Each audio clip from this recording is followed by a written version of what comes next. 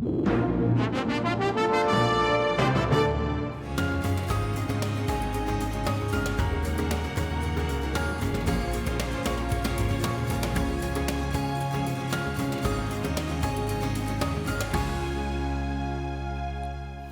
evening. I'm NET News Director Dennis Kellogg. Thanks for joining us on this special edition of Speaking of Nebraska. Governor Pete Ricketts is back, and he's here to answer your questions during tonight's town hall discussion, as well as Shelley Sweethelm, who is the Executive Director of Emergency Management and Biopreparedness at Nebraska Medicine. And Dr. Ali Khan is back with us as well. He's the Dean of the College of Public Health at the University of Nebraska Medical Center.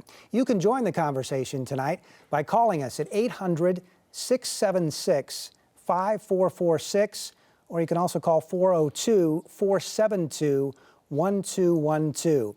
And you can also send us an email at news@netnebraska.org. Well, President Trump today outlined his vision for getting the country back to normal. The strategy is a phased approach, contingent in part upon states having data about case levels and the ability to trace the contacts of those infected. Governors will be empowered to tailor an approach that meets the diverse circumstances of their own states. Every state is very different. They're all beautiful. We love them all, but they're very, very different. If they need to remain closed, we will allow them to do that. And if they believe it is time to reopen, we will provide them the freedom and guidance to accomplish that task, and very, very quickly, depending on what they want to do. We are also encouraging states to work together to harmonize their regional efforts. So Governor Ricketts, the president, also spoke with you and the other 49 governors about this plan today. He said publicly some states could open as soon as tomorrow if they meet the criteria that he outlined. So the question is, what is your timeline for reopening Nebraska? Well, we've got the plan that we laid out actually going back to the beginning of March, and it really involves us really focusing these next 14 days, right? 7 days ago, we talked about our 21 days to stay home and keep Nebraska healthy. We had our 6 rules around keeping Nebraska healthy, all part of our campaign to stay home, stay healthy, and stay connected. So that part of the plan is still intact. We're still going to go till April 30th on that.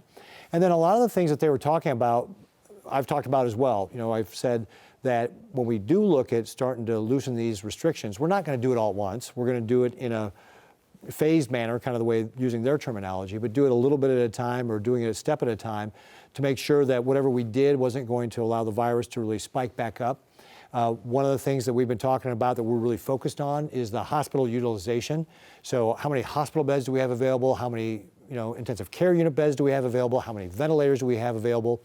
And that really, our whole plan has been around not overwhelming the healthcare system. And that's a part of what they were talking about as well. And I think the president mentioned this in the clip you showed, and he certainly reinforced it on the phone call with us. He said, hey, your shot to call. And Dr. Fauci said the same thing. It's at your discretion. And I think that does acknowledge what the president just said there, which is, hey, we got a lot of diverse states, right? If you're looking at New York State versus Wyoming, 2 very different states. One state's got the most deaths of anybody in our country, and Wyoming, to my knowledge, still has no fatalities. So you've got really a broad range of states and how they're being impacted, and this plan really allows each of the states and the governors to be able to, as the president said, tailor their response back to make sure that it's right for that state. And that's the same thing we've been saying along as well. We're going to do a plan that's right for Nebraska. So we're staying the course through April, but from what you heard from the president today, is there anything that leads you to think that maybe in May we're going to be ready to do this? Well, we'd already been thinking about, well, what do we want to do in May? What are the steps that we would want to take to start loosening some of these restrictions, and under what circumstances will we do it?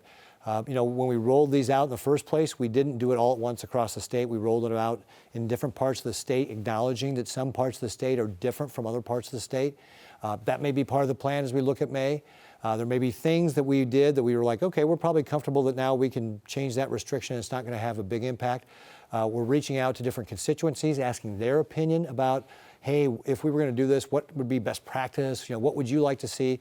So we're having a lot of conversations around that right now as we really think about, these next 2 weeks and really focusing people on staying home, and then what happens as we get into May, and how do we want to change what we're doing, and remembering that some of our directed health measures actually go into May. In fact, some of them go till May 11th.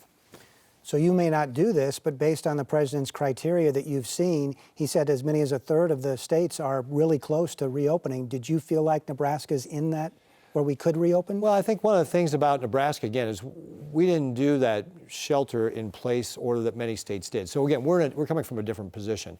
There are selected businesses that we did close, things like in-person or in-house theaters, tattoo parlors, massage therapy, salons. There are some things, some business we specifically did. Obviously, restaurants is the big one where we closed it to in-person dining. But the other businesses, we didn't really say you have to be closed. We said you have to follow the social distancing guidelines. And so that's one of the things we're really keen on businesses continuing to follow, and we'll still have to continue to follow as we go. Even as we listen to restrictions, there are still going to be social distancing guidelines that businesses are going to have to follow as we go forward in the months of May, June, July, and so forth. Shelley Sweethelm is also with us, and we've been here before. We've been through the Ebola crisis, and you supervised the biocontainment unit during that Ebola virus disease outbreak 5 years ago. You talked to groups across the country and beyond about the work that's done here right in Nebraska on infectious diseases. How has the experience with the Ebola outbreak, how has that informed the decisions we're making right now about the coronavirus pandemic? Yeah, I think a lot of the infrastructure of what we used then is being used now. So our careful caution in using all of our infection prevention and control guidelines carefully. So how do we go about our workflows? How do we go about our personal protective equipment, using our checklists and safety culture? I think all of those things are very much the same. It's just the transmission mode is a little bit different, so requires a little bit different approach in some of those things. But for the most part, a lot of similarities. All right, and Dr. Kahn joins us again. Prediction models about the pandemic can vary widely, but your team has been working on models specific to the state of Nebraska. Based on this data, you're predicting that the state could maybe see between 50 and about 180 deaths, depending on the peak. Now, this is quite a bit lower than some of the earlier projections that were closer to 500 deaths. How do you put a model like this together and kind of walk us through what do we need to know about this model? So based on our conversation 2 weeks ago, and the governor is a big fan of data, he asked us to try to do something that's Nebraska specific. So we put together a model that asks a different set of questions than many of the other models out there and doesn't have as many of the assumptions around what's going on in China. That's the basis for many of the other models. And so we tried to think about looking at the data we had to say, depending on when you reach the peak, what's the likely impact here within Nebraska. And couple of things showed up right away. One is that what people have been doing in this state has been making a difference. So right away, it was very clear that the number of deaths, no matter when the peak was likely to happen in this state, was much lower than what others had been predicting in numerous other models. So that was refreshing that, okay, what we were doing was making a difference. And then if you go onto it, this is on a public website. If you go on the public website, you can then sort of put in different dates that give you a sense of if we end up peaking on the 16th or on the 23rd or on the 30th, approximately how many cases and how many deaths would we have here within the state. It's a dynamic model. It changes every day based on the data. And that's just one more way to give us a sense of what the magnitude of disease is likely to be within the community, depending on when the disease peaks within the community. So looking at the phased-in approach that President Trump released this afternoon, is there anything about that concerns you? No, actually, as I said, I was encouraged that it looks like the efforts that have been made by the citizens of Nebraska are paying off, right? The original models had thousands of deaths here in Nebraska. Eventually, they got sort of pared down to about 800, I believe 800 and then 600, and then the most recent numbers I saw was 600 to 400, and I think that's probably the super extreme. Our numbers are more 200 to 200 would be at a max, potentially. Hopefully, we're trying to get it much lower than that. But it was encouraging that what Nebraskans are doing is it's actually making a difference, and our models show that. And based on your modeling, is it possible we've already peaked? No, our models don't suggest that. And actually, if you look at the data, without even going to our models, we are not in our. The cases are going up. We have 1,066 cases currently within the state, 24 deaths. And if you just look at it, it's very clear that we are on the way up right now within the state. Okay, the New York Times came out with an interesting approach, a model of their own, so to speak, about social distancing, and they came to the conclusion that the White House came out on March 16th with the social distancing guidelines. If they would have come out with those distancing guidelines even 2 weeks earlier, we would have saved 90% of the deaths, and 1 week earlier may have saved 60% of the deaths. So I guess my question is, you've always emphasized social distancing, Governor Ricketts.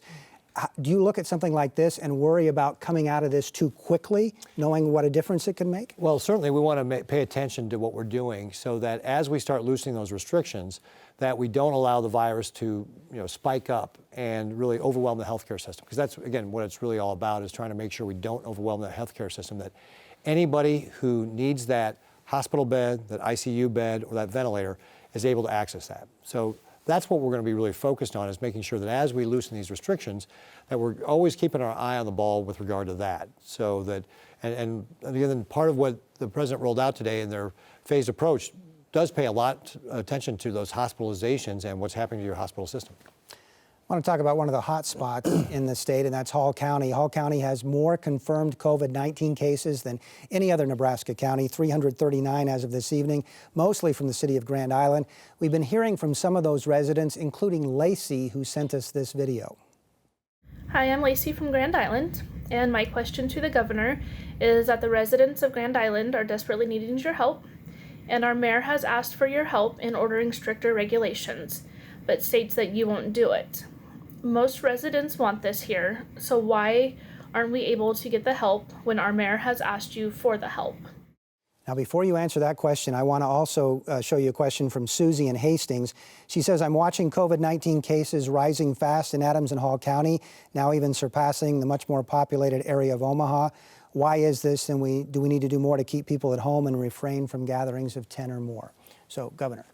So again, getting back to what we're doing in Grand Island, we know that that's a hot spot, so we've deployed more resources there with regard to testing. We've deployed more resources there, and we need to do more with regard to doing contact tracing, really following up on those cases, making sure people are quarantining at home.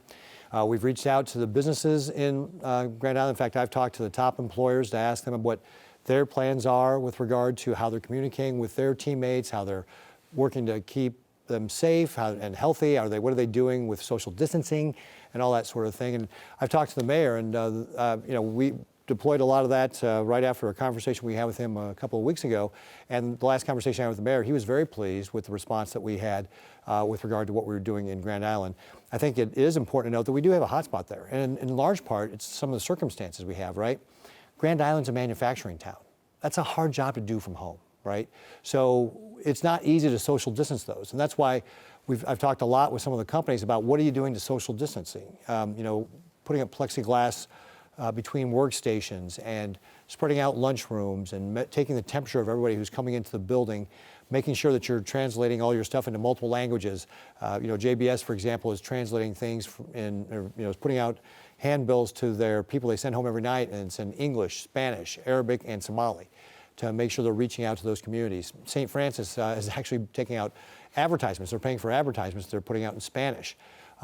Teresa Anderson, the public health director in Grand Island, is working on what are some of the things they can do to really be more culturally sensitive to what is going to resonate with folks where English is not their first language, and working on those kind of aspects. So I think there's a variety of reasons why Grand Island is kind of that hot spot. And frankly, again, it's not unusual because of the nature of the processing there, especially the food processing.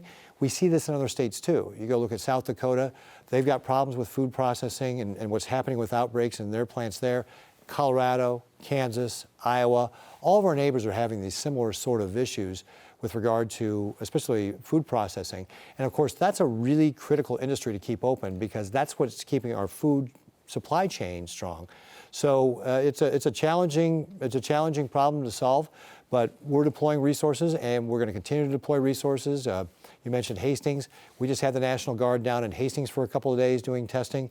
Again, around Western Reserve, a company, a food processing plant. We're back in Grand Island now doing more testing. So we're continuing to work with the folks about how we can do it. And one of the things we know we need to do is train up more of those folks who can do that contact follow-up and tracing, and we're working to be able to do that. In fact, the University of Nebraska has said they've got students they can offer along those lines. So we know we've got more work to do, but the good news is if you look at Grand Island, we haven't overwhelmed the healthcare system there. They've got 16 ICU beds. I think they've got folks in 14 of those beds, or maybe 12, and 12 of them are COVID related. They've got a total of 18 COVID patients.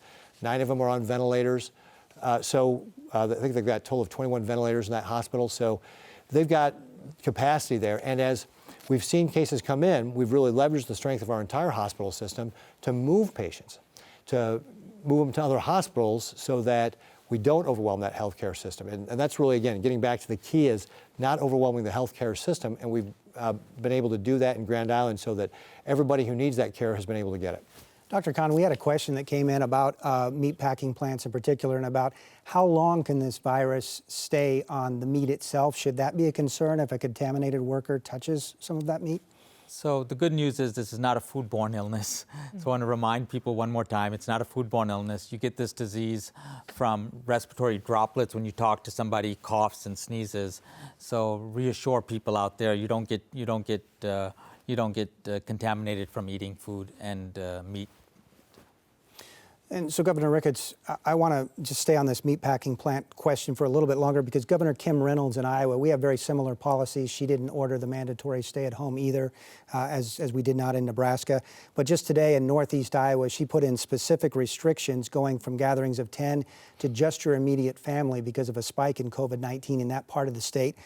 Is that something you've ever looked at, as taking a specific area of the state and saying, okay, this qualifies, let's keep people at home? Certainly that is one of the things. We're going to look at all the different tools that we have available to be able to manage a situation. And as I said, if you look at Grand Island, we've been doing more for Grand Island specifically than we've been doing in other parts of the state with regard to the testing and we're deploying resources to help do that contact tracing, and we need to get more of that going on. So we will definitely look at different tools to be able to manage it. And again, so far in Grand Island, we've been able to manage this and not overwhelm the healthcare system, and that really is the whole goal of what we're trying to accomplish, make sure everybody who needs that care can get it. Another question that came in from Bill from Omaha, Governor. Would you encourage the various governments that add taxes to restaurants and hotels that have been hit hard to suspend these taxes until these industries recover? Wouldn't it be best in the long run if these industries fail, there won't be any taxes collected at all? Well, certainly it's a tough situation when you're talking about the taxes that especially people or businesses are being impacted directly about it. This is not just about restaurants, it's about all sorts of taxes, property taxes. We kind of talked about that last week. It really is up to those local jurisdictions, but we also have to remember those local jurisdictions are also a lot of the people on the front line of, whether it's your police, your firefighters, your EMT. I mean, these are the folks that are on the front line of helping keep people safe. So those local governments have got to be funded to be able to make sure that they can deploy that rescue squad to take somebody who maybe is having trouble breathing to an emergency room to be able to get that care. So I think you got to balance off all these things to make sure that you're not, maybe taking away a resource from somebody who's going to be absolutely critical to providing that care to somebody who needs it. Shelley Sweethelm, you've worked with the state on getting nursing homes, assisted living centers, long-term care facilities across the state kind of up to speed and up to date on best practices. Can you talk a little bit about some of that work that you're doing with them? Sure. Well, first I want to give credit where credit's due. So our state and local public health workers have been working tremendously hard on the front lines in collaboration with those long-term care facilities. So what our infection prevention grant team has done is really provide webinars and the ability to talk to an infection preventionist when needed, and to help do technical assistance, et cetera. So the additional support we're going to provide in the next couple of weeks is to actually provide some on-site teams to go out and do sort of a non-regulatory, just very supportive visit to kind of walk through workflows, look at screening of employees, offer assistance and support in any sort of technical things that we can do, or just-in-time training too. Across the nation and even here in Nebraska, we've seen some of these cases flare up in these types of facilities. Yeah. What do you think is the main reason for it? Is it just because that's a population that's vulnerable to that? Yeah, I think many of the facilities did a nice job of really limiting visitors early, so that was very helpful. But I think, with this virus, it's oftentimes healthcare workers have no symptoms or limited symptoms. And I think sometimes, when we need to have our jobs, there may be a situation where you come to work and aren't feeling well. So I think the things that have been put in place now are really helpful. So many of them have started to provide masks to their employees to come to work, and they're doing really tremendous screening to make sure that those who are ill stay home. Governor, we had a number of questions on the decision by Crossing Outlets in the Gretna area, the shopping center, to potentially reopen a little bit early, maybe even as early as next week with a soft opening and more of a full opening in early May. What's your reaction to that? We had Mandy from Omaha, Elijah from Lincoln, Susie from North Platte, all gave us questions on that. Mandy says that she works there, and does she have to go to work if they reopen? I mean, she's concerned about it.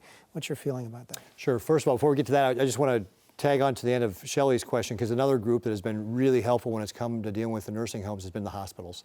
So as we've gone to some of these nursing homes and had to move residents, and we try to keep residents in the nursing home and keep them isolated if it's possible, because that's what their surroundings are comfortable with.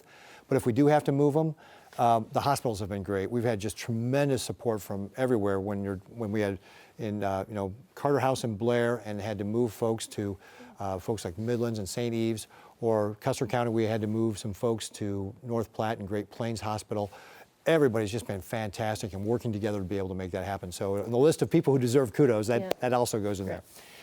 With regard to the Nebraska Crossing, again, we didn't, except with some of those businesses I talked about earlier, specifically, like the salons and the tattoo parlors and massage therapy and indoor theaters and that sort of thing.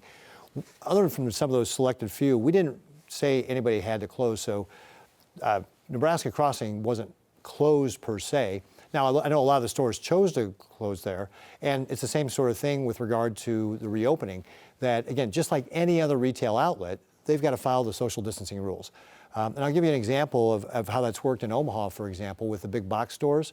When they were still open and taking in people, we were concerned about the number of people going in and social distancing, and the mayor of Omaha did a great job of calling the stores, talking to the managers, the regional managers, and saying, hey, you got to do more. You got to make sure that you're keeping people distance 6 feet apart. You've got to do more about maybe limiting how many people go in.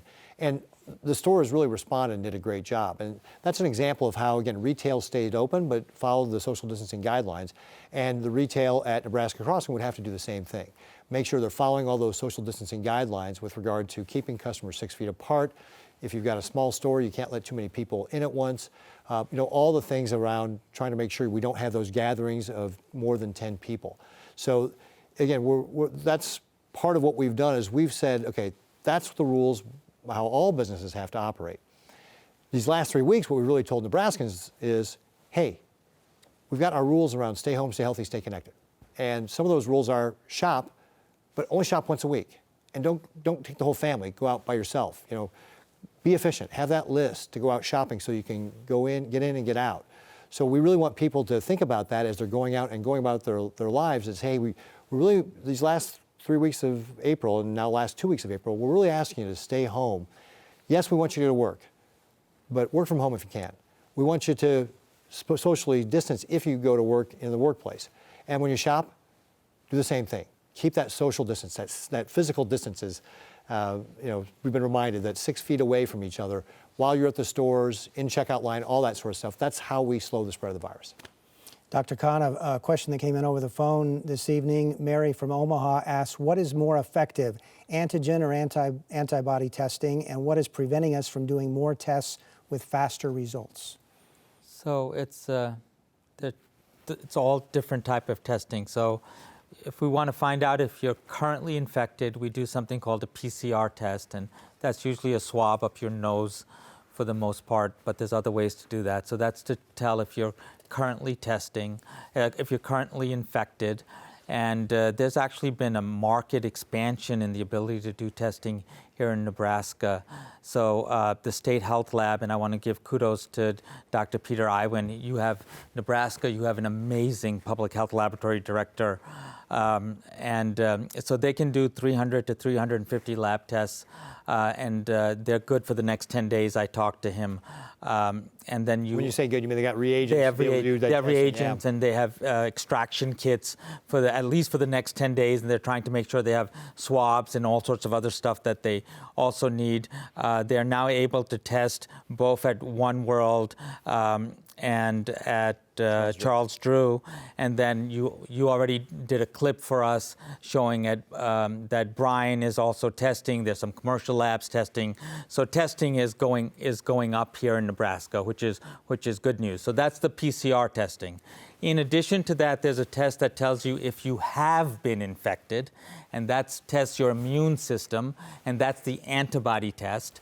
And that antibody test is available here in the state, and the state lab has already got a couple of studies going on in the state to see how many people may have been tested in the state. So that's already also ongoing here within the state. So knowing that with all of the testing that you just described, do you feel like we're doing enough? So I think, and the governor can pitch in. I think every governor in America will tell you we want to do more testing, right? So we are testing about 860,000 people a week in America currently. I would say it's not homogeneous, which is a problem. I think we need to be probably 3 to 5 times that. And there's a lot of efforts to try to continue to increase testing capacity in America. And that's important because one of the ways that we open back up again is to make sure that we have sufficient testing so that we know who's infected. We can find the cases, isolate them, and then obviously do the contact tracing and quarantine people. And that's the part about decreasing cases in the community. And the only way to decrease cases in the community is to find them and then get rid of, and then, find their contacts and decrease the contacts. So yes, we need to do more testing, but the good news is we are slowly starting to increase testing in Nebraska. And Governor, is that something you're going to be looking at when you look at reopening the state? Is testing going to be a crucial part of that formula? Well, I think to Dr. Khan's point, again, part of what we want to do is, again, my biggest focus is really going to be on the hospital system because that's how at the end of the day, that's what we're trying to provide is that care. But the testing goes into exactly what Dr. Khan was saying, which is how do you make sure that you're managing the spread of the disease so that when somebody does get infected, you go to 30 or 40 people they've had the contact, that deep that you want to go, and make sure that all those people, if they had that contact, they're staying home in quarantine. Because that's really how one of the ways that you slow the spread of the virus is when you detect it, you keep all those people home. So the testing component is an important part of how we make sure that we do that contact tracing to be able to do it, and part of that overall just how you look at what's going on. So it is going to be an important thing to be able to expand. And to Dr. Khan's point, we are looking to expand it in the public health lab, but we're trying to find other ways at the state to be able to expand it as well. So other states, we've been talking to them, see what they're doing. We've talked to the federal government. So we're pursuing multiple channels to figure out what are the things we can do to be able to expand that testing. Okay, you're watching a special episode of Speaking of Nebraska with Governor Pete Ricketts, Shelley Sweethelm, Executive Director of Biopreparedness of Nebraska Medicine, and Dr. Ali Khan from the University of Nebraska Medical Center. Give us a call. The number is 1-800-676-5446 or 402-472-1212. You can also send us questions on social media. You can find us on Facebook and Twitter at NET News Nebraska. Well, over 1,000 Nebraskans have sent in questions already, including this question that we got from Mike. Hi, I'm Mike from Lincoln. 2 days ago, New York City added 3,778 deaths to their COVID-19 death total that had not previously been counted as COVID-19 deaths because they had died at home or in nursing homes but did not have a confirmed positive test result. What is Nebraska doing to ensure that our COVID-19 death count is accurate? Governor, we'll let you answer that question. Sure. So when it comes to, just like in any other procedure, the doctor or the medical examiner is the one who determines the cause of death.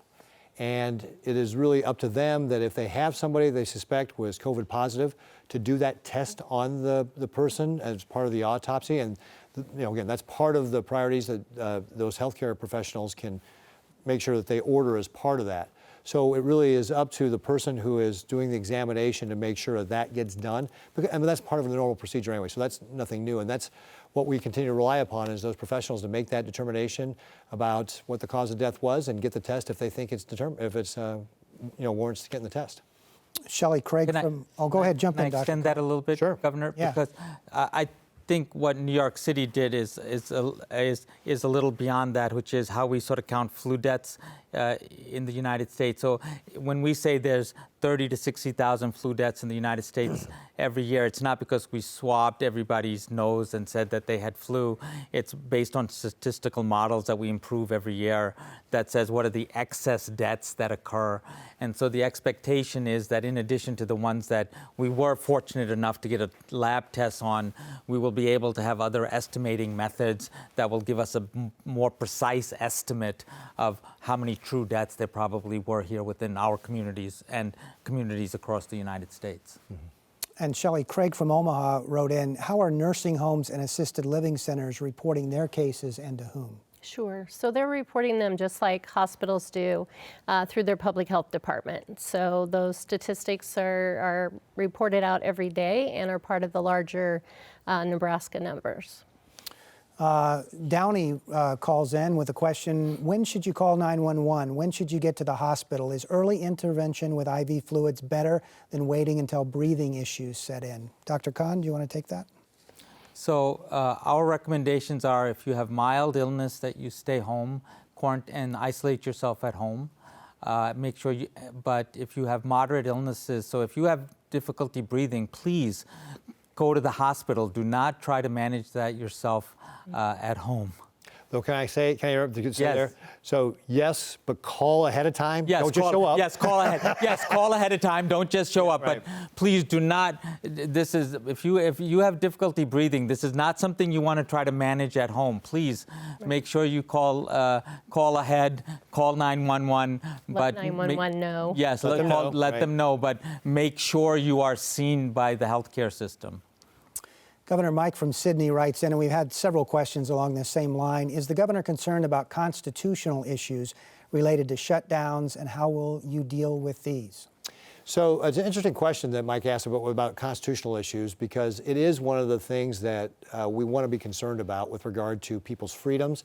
And really the approach we've taken in Nebraska is really to rely on people to do the right thing. And Nebraskans do the right thing. We've called on them to exercise their civic duty, do their personal responsibility. Every Nebraskan can have a role in fighting the spread of coronavirus here in our state. Every Nebraskan has the duty to do that, to do the right thing and follow the 6 rules, for example, that we put out around staying home, social distancing at work, shop once a week, help kids, help seniors, exercise at home. All those sort of things are ways that every Nebraskan can participate in this fight against the coronavirus.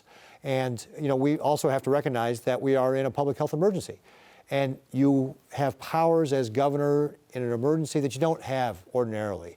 And the Constitution allows for that as well, that we understand and we recognize that when you do have these types of emergencies, that you are going to take steps that you wouldn't under ordinary times, whether it's a pandemic or a war or anything like that. So what we're trying to do at the state of Nebraska is really kind of balance all those things out to be able to make sure that we find a way to get the greatest amount of compliance from people with regard to following our guidelines, but also making sure that we're not being so restrictive that people get tired of it and decide to start breaking the bans and that sort of thing, because that could happen. If that happens just at the worst time, that people start ignoring the rules, then it can be self-defeating with regard to spreading the virus.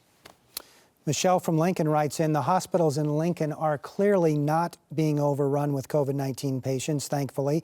Is there any hope to reopen some elective same-day surgeries? These can easily be canceled at the last minute if needed and will provide work for many medical staff affected by the inability to do these types of surgeries and provide revenue for the hospitals and clinics. So who are you asking on that one? Well, we'll start with you, but I'm going to go elsewhere after that. All right, so Michelle is absolutely right. If you look at Lincoln and Lancaster County, they are doing a fantastic job here. I think the last time I checked, the positivity rate or the rate of positive tests was about 3.5% compared to, I think, statewide is like 7.5%. So they're really doing a great job here in Lincoln. And so, yes, the hospitals are not being overwhelmed by COVID patients coming in. And the question goes then to, well, we've got a directed health measure that prohibits elective surgeries all across the state, and many hospitals rely upon this revenue to be able to stay in business.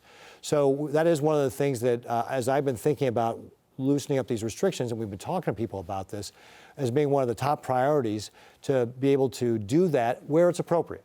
So, we're having those conversations, we're talking to folks, getting feedback and input with regard to how that might look, but it is certainly one of the top priorities for me because that gets back to, again, making sure we have a strong healthcare system to respond to not only the coronavirus, but all the other health needs we have here in the state. Dr. Ali Khan, do you see any problem with reopening those? No, actually, I think that you did the right rotation because I was going to start with, so we need to make sure we have political permission to do so, right? But if there's low disease within the community and there's enough PPE, you need to make sure there's enough PPE within the hospital, enough beds, etc.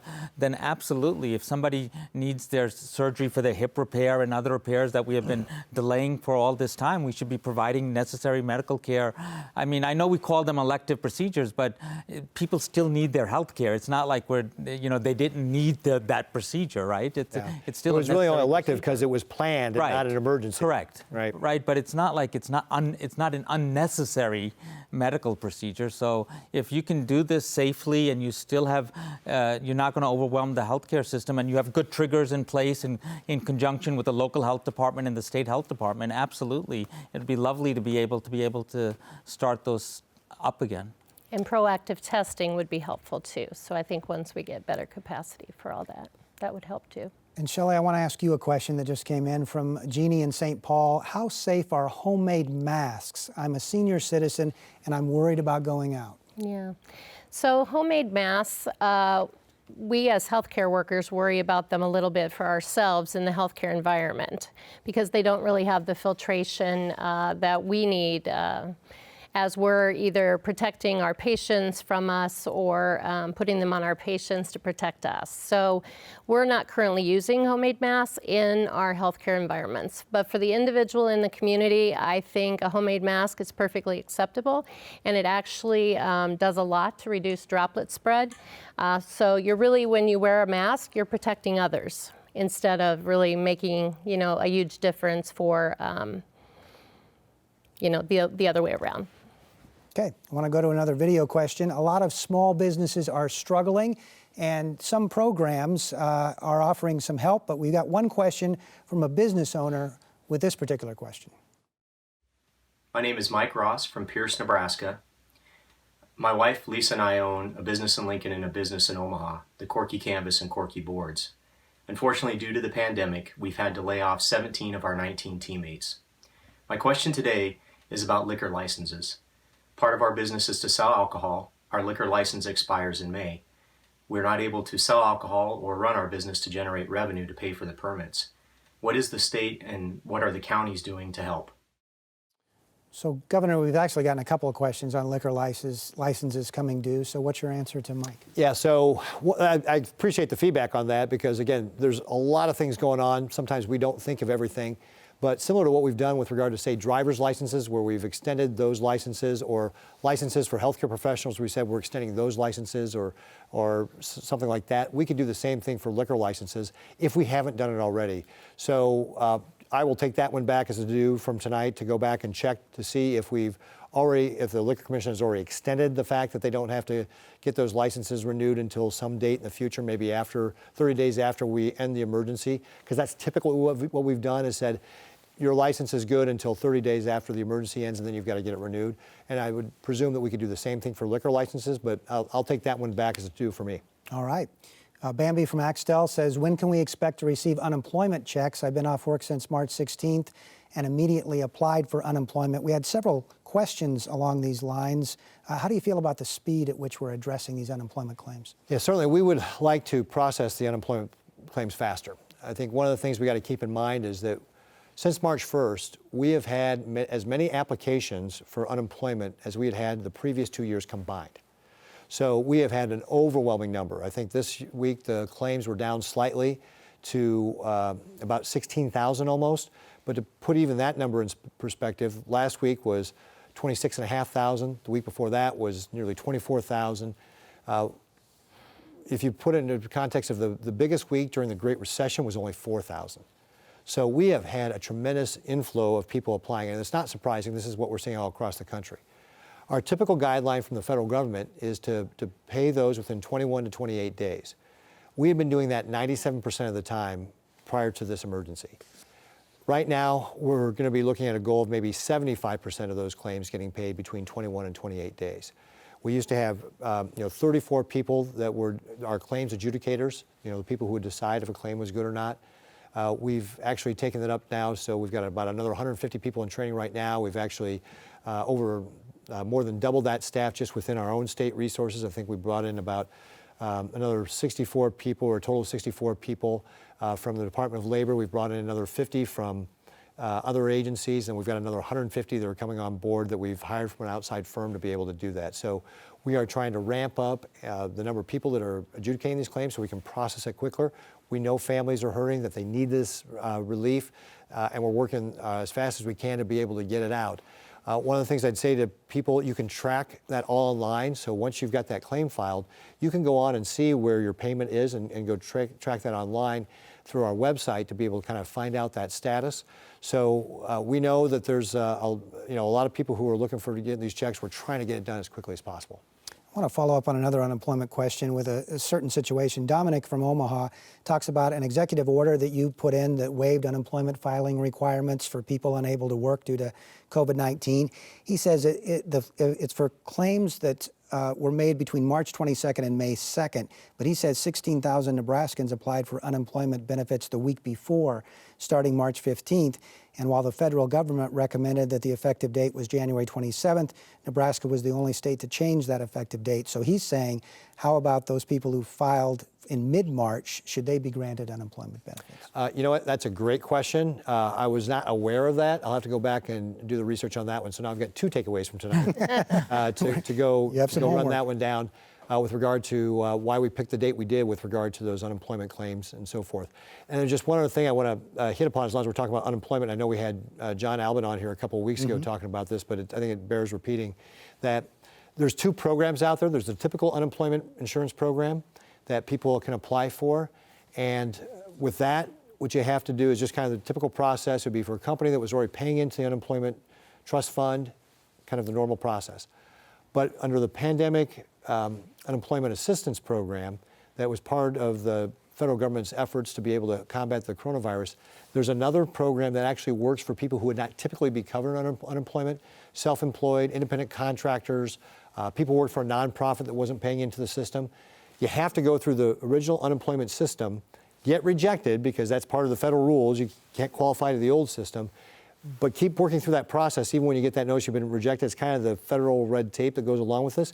And then you get to apply for the pandemic unemployment assistance. So there's a second program that covers other people that would not normally be covered, but you got to just make sure you keep going through the steps to be able to file. Even if you see that sign that says you've been rejected, just keep going through it if you're one of those people that would not ordinarily be covered, but you think you are. Dr. Khan, a couple of medical questions here. Bill in Syracuse said, I've had the pneumonia shot. Will this help protect me from the virus? Yeah, unfortunately not, but I'm glad he got the pneumonia shot. It'll help protect him from streptococcal pneumonia. And Lori asked, my husband had a kidney transplant 5 years ago at UNMC. How will we know when it's safe for him to go back to work and go out in public again? So talking about those vulnerable communities, when are they going to know it's okay to go back out? So I'm glad he's doing well with his kidney transplant. So he will be safe when everybody else in the community is safe. So the same applies to people with diabetes, heart disease, obesity, the elderly. And as the community gets safe and the risk in the community goes down, that's when his risk will also go down to be back within the community. So, but Dr. Khan, can I jump in on that for a second? Sure. So is it safe to say, though, say we start relaxing some of these restrictions. So we got a 10-person rule now. Let's, for sake of argument, say we get to a 50-person rule. And you have larger gatherings of people in places. people who are going to be more at risk, like you said with diabetes or this kidney transplant, they're still going to have to be extra careful, right? Even though they may see that these restrictions are being loosened up in the community, they're still going to be personally at risk. So they should be extra careful about where they go. If they are going to go out in public, still avoid those large groups. All the same Absolutely. things So- that they're doing now, right? So it's the I tell people we cascade these down in the opposite direction. We cascaded them up. So the high risk groups will always be the ones who will be at high risk. The elderly, those with chronic conditions, and those would be the last folks when you have the least amount of illness in the community. When they would say, okay, we're more likely to be least likely to be concerned about mass mixing events and mass gathering events. They should still all Absolutely avoid spot on. those. They're going to be avoiding those for a while. Is that it? They're going to be avoiding them the longest Yeah. of anybody else. Correct. Absolutely. Yeah. Doctor, and Shelley, I want to bring you in on this question. Actually, a couple of questions, one from Thomas in Papillion and one from Brooke in Omaha, basically talking about something that came up this week, a suggestion by 2 state senators who encourage people to come in contact with the virus and build herd immunity. Good idea, bad idea? I don't think that's a good idea. I think right now what we're trying to avoid is, even the young people who would get the illness may be in touch or go home to a grandparent who is got immunocompromised conditions or other comorbidities. So it's not necessarily the individual who's healthy that we're worried about, it's the ones who they're in contact with. So I don't think that's a good idea. Dr. Khan? She's spot on. So unfortunately, herd immunity means 60 to 80% of Americans infected. So think about what happened in New York City with a small proportion of people infected. Multiply that to 60 to 80% of the whole country infected. So no, I'm really glad we took the approach that we took across the United States, including here in Nebraska, to social distance, and we see the results of that, right? Instead of these large number of deaths that are predicted, we're seeing much fewer deaths across the United States. So we took the best approach.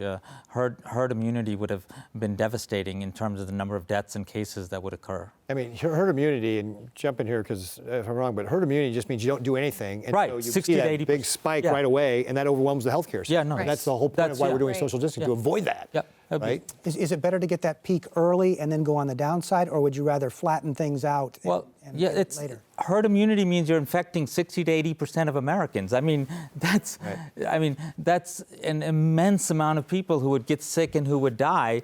And of course, you've completely overwhelmed the healthcare And get sick all at once is the point. Right, it's all at once. Yeah. It's all of this work was to prevent this from happening. Yeah. Herd immunity is actually not a plan. That's the whole Right, right. It's not a plan. It's not a plan. It's It's not like doing doing anything. nothing. It's Yeah, like it's doing doing nothing. nothing, It's the right. do nothing plan, essentially. Ask a question from William, who says, what are the statistics regarding the transmission of the virus between children, children and adults to children?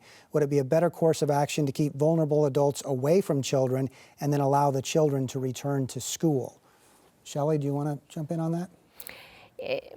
It's just, the whole cycle of it. We just need to be cautious about, children seem to have, obviously less ability to do hand washing and all those things that are critically important to reducing the virus. I think, again, it's really hard when you're mixing people of different ages and groups. And I just think it's really hard to do a little bit and not all.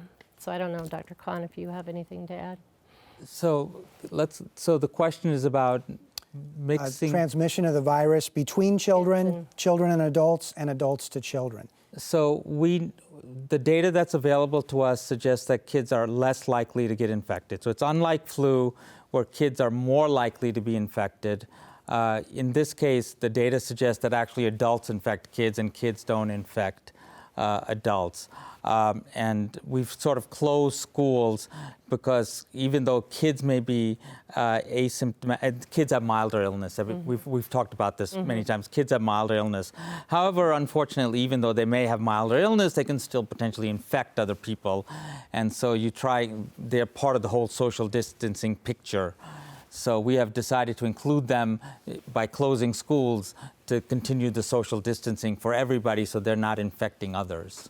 Now, if I could jump in on that just a second. If you think about it, schools are probably the most concentrated people we have in our society, right? We put more kids into a classroom than an average adult will see on a train, if you were in New York City, right?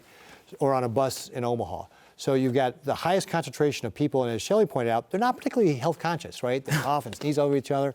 So this is where you get what we're trying to avoid is a bunch of people being in close proximity to each other, because that's how you spread the virus. So that's why we've had schools operating without students, and I'll go back to give Mark Shepard kudos from Fremont, because he was one of the first people to do it March 9th. After we had our first patient go to a basketball game in Fremont, he made the decision to do that. And that's one of the reasons why, again, we're doing this, is so we don't have that spread of that really concentration of people in our society where they can really spread it. And I think to Dr. Kahn's point, it's really not so much about the kids, it's about protecting their grandparents. Mm-hmm. And I have a question from Anonymous in Lincoln. A person in my family still reports for work daily that employs hundreds of workers in an environment where social distancing is not adequately observed, nor are face masks required. If a worker tests positive for COVID-19, are they required to notify their employer? Also, if that employer required to inform the other employees that a coworker has tested positive? So with regard to people in the workplace testing positive, what you really need to do is make sure you're letting public health know, right? Because these are the folks who are going to be tracking it. Once you let public health know, what they're going to do is they're going to do the contact tracing. So the employer will find out at that point, because we're going to go out and contact everybody they've been associated with. So that would include all their coworkers if they had been to work while they had been infected. So that's the kind of the routine that we want people to understand, is that when we do our contact tracing, we're going to go back to everybody. We really want to get to the point where we're going back 30 or 40 deep in those contacts, so that we're getting to as many people as possible to get them to isolate. I would say, just with regard to this particular situation for this person, is have that conversation with your supervisor. You can talk to them about, hey, there's things we can do that can do a better job of social distancing. Maybe it's in the lunchroom. Maybe it's spacing out those desks at the office. Maybe it's putting up plexiglass. Maybe it's around saying, hey, can everybody at work wear masks? Yep. Things like that, right? So, absolutely. Yeah, so those are really not hard things for the employer to be able to do. And like I said, when we've seen like what the mayor of Omaha did when she reached out to the big box stores, or when other people, like mayors, have reached out to other companies, and you bring it up, I got to tell you, 99 times out of 100, the business owner has been very accommodative to say, oh, I can do more. And so I think that part of the step is just communication. Just reach out and make that request. You talked about contact tracing. Jeff from Norfolk asked, Massachusetts is budgeting $44 million to hire 1,000 contact tracers to identify people who have had contact with positive COVID-19 cases and to stop the spread. Through LB 1198, the unicameral allocated $25 million for your use at discretion to fight COVID-19. Will you use some of those funds to hire people in Nebraska for contact tracing? So actually, when it comes to contact tracing, we are planning on expanding more of that. In fact, we're working with the university, because they have offered to be able to supply people to be able to get trained and to be able to do that. So absolutely, we want to expand that out. With the CARES Act and the fact that we received about $625 million this week on that, we'll start with that federal money first with regard to how we're going to pay for it, but absolutely we're going to use that money. Contact tracing, as we've talked about, is important. As Shelley, Dr. Kahn's mentioned it. It's in the President's Phase 1 plan. That is going to be a very important part for us to make sure that we're getting on top of the people who have been affected, and making sure they're staying home, they're quarantining, and making sure we reach out to everybody else who's been contacted by them. Dr. Kahn, Craig from Omaha says, I assume you have our cases with the state plotted on a map. Other than I-80, are there any other corridors that are currently high risk in the state? I don't think of it in terms of corridors. We know where the main cases are. They're Douglas, they're Adams, they're Hall County. I mean, that's where the main, and then we have a couple of other I won't call them hotspots, because those are, Hall is where the hotspot is. There's a couple of other places where we know we have long-term care facilities, but that's about it. I mean, if you look nationally, so I do have it plotted. I actually have the whole state plotted in the nation. We are 42nd in the nation in terms of cases if you look per population, or 45th in the nation if you look in terms of death. So Nebraska, again, thank you, Nebraska. Nebraskans, you're doing a really good job. Compared to the rest of the U.S., we're actually doing quite well in terms of the number of cases and number of deaths. Not that we're out of the woods yet. We don't still get complacent, anybody. Nobody get complacent. Stay home, right? Stay safe, stay connected. We still have 2 more weeks of this until the end of this executive order, but and we still seem to be going up on cases right now. But at this point in time, we're 42nd in terms of cases in the U.S. And Shelley, I want to ask you, and we just have a few minutes left here, so you do a lot of training. What's your best advice to people in dealing with what we're dealing with right now? Yeah, so it's all those basic things. So the hand washing, the distancing. As we go into facilities, we really look at workforce issues and making sure that folks are self-screening or temperature and symptoms and things like that. And then offering them training on infection prevention and control practices. So how is the virus transmissed, between people, and keeping doors shut, and just the general principles of separation and all those good things that come with just the basic principles. Governor, we'll give you the last word. About a minute left here. Obviously, the topic of the day is reopening states from President Trump and his phased-in approach. How do you feel about it? I mean, I've had questions about, can I have my wedding in June? I mean, what's your outlook at this point? Well, a lot's going to depend on what happens in the next couple of weeks and next several weeks.